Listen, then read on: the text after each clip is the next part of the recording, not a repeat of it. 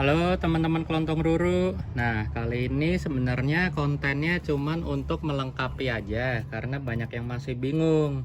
Kalau mau lihat lebih saintifiknya, lebih jelasnya secara historis bisa nonton bagian kami yang membahas Mirabilis ya. Nah, kali ini khusus hanya untuk membahas Nepenthes Viking. Karena masih banyak pertanyaan yang masuk nih, pada bingung sebelumnya, makanya saya coba jelasin secara simple. Apa sih bedanya Mirabilis varglobosa, kemudian Mirabilis Viking, sama Orbiculata. Nah, jadi sebenarnya yang ada di video ini adalah Viking. Nah, jadi kronologinya begini, biar gampang untuk membedakannya.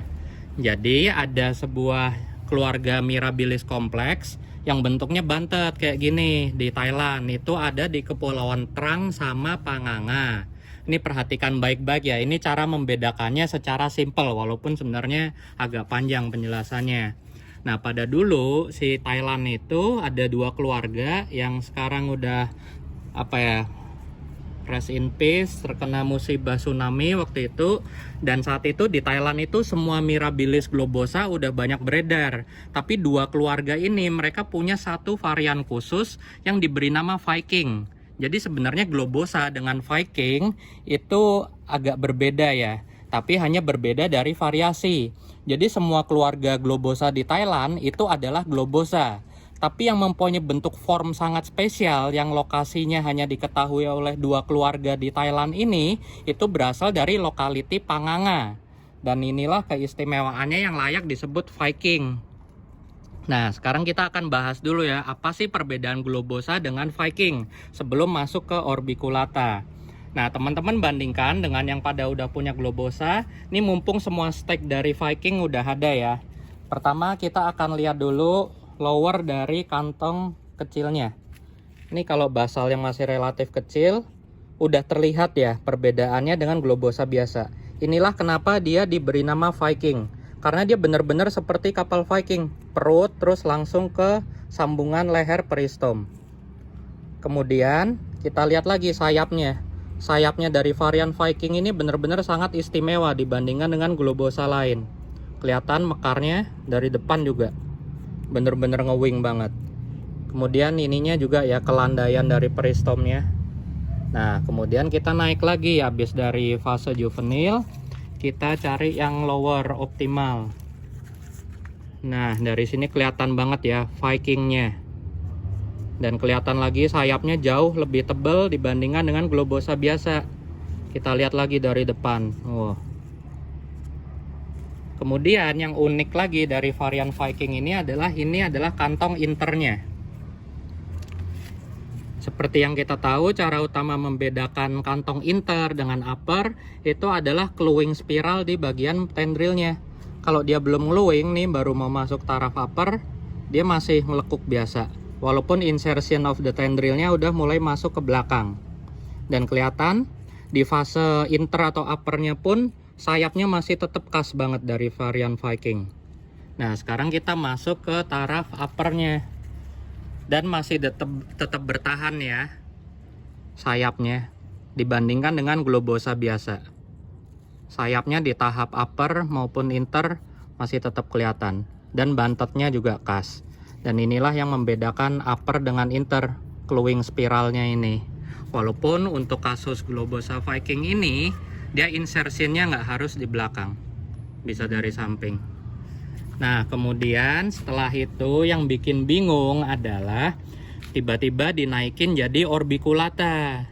Nah, yang bikin kontroversi secara simpel adalah yang mendeskripsikan Nepenthes ini sebagai Orbiculata. Itu bisa tonton sejarahnya di video kami yang Mirabilis. Nah, si pendeskripsi Orbiculata ini kekeh kalau yang dinaikkan jadi Orbiculata adalah varian Viking ini. Jadi dia nggak mau memasukkan varian globosa lain sebagai Orbiculata. Dia kekeh yang harus dijadiin Orbiculata adalah yang varian Viking ini. Nah, cuman kan oleh beberapa peneliti lain sebenarnya, dan saya pun juga beranggapan sama seperti para peneliti lain. Itu kalau si globosa ini adalah varian superformnya dari Mirabilis varian globosa. Jadi sebenarnya si globosa ini secara general udah di-accept, udah keluar dari genus Mirabilis dan dinaikkan sebagai orbiculata. Ini 90% peneliti ahli taksa di NEPE rata-rata udah setuju kalau globosa itu semuanya naik jadi spesies baru orbiculata. Nah, cuman pendeskripsinya orbiculata yang mempopulerkan nama tersebut kekeh untuk holotype-nya atau taksonnya sebagai si orbiculata harus yang Viking ini. Nah, cuman jadinya secara garis besar saya simpulkan lagi, teman-teman nggak usah bingung. Kalau globosa teman-teman yang nggak ceper dan sayapnya nggak biasa, itu adalah tetap globosa atau orbiculata kalau teman-teman mau lebih scientific. Jadi ingat ya, globosa dengan orbiculata adalah sama. Tapi kalau teman-teman mau menyebut Nepenthes Viking, inilah yang paling berhak. Nepenthes globosa Viking. Kelihatan dari kapal Vikingnya. Semoga teman-teman nggak bingung lagi ya, itu secara simpelnya. Jadi sekali lagi, ini adalah globosa Viking, special form dari Nepenthes mirabilis var globosa alias orbiculata. Cuman yang bikin bingung adalah si pendeskripsi orbiculata kekeh taksonnya atau holotype-nya yang dia bawa sebagai orbi adalah harus varian Viking ini. Sedangkan di habitat alamnya semuanya secara genetik terbukti sama. Nah, kemudian juga menurut adik saya, Bro Malcolm. Nah, untuk semua nepe itu punya leher. Untuk si Viking ini itu hampir nggak punya leher. Dan ternyata setelah diteliti kemarin malam sama dia, ini lehernya dia. Jadi secara mutlak semua nepe punya bagian perut dan leher. Dan ternyata si Viking ini tetap punya, kelihatan tonjolannya di sini. Tapi kalau udah tahap inter atau upper kelihatan, ini lehernya dia.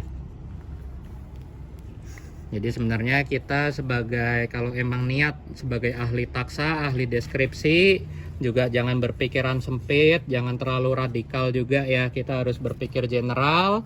Kita juga harus benar-benar pendekatannya secara fisik maupun secara genetik. Walaupun terkadang untuk penelitian genetik itu butuh biaya dan waktu yang sangat lama.